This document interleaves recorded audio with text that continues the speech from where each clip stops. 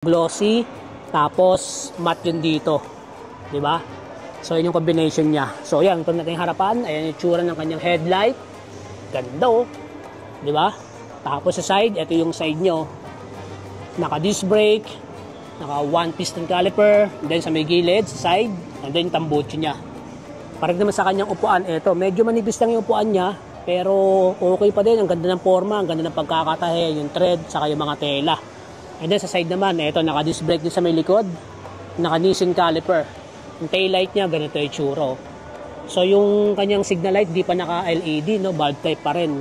And then sa side naman, ng kanyang kadena, ganito. So syempre, naka-mags pa rin to. And then sa may side, and sa may bandang ilalim. Ganda ng ilalim, ang linis.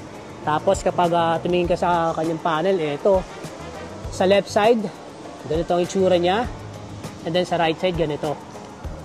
And then ito yung panel niya. So ito nga ay hindi keyless, no? Ayan. So sa side niya, parang may hasang sa gilid. Maangas pa rin at maporma.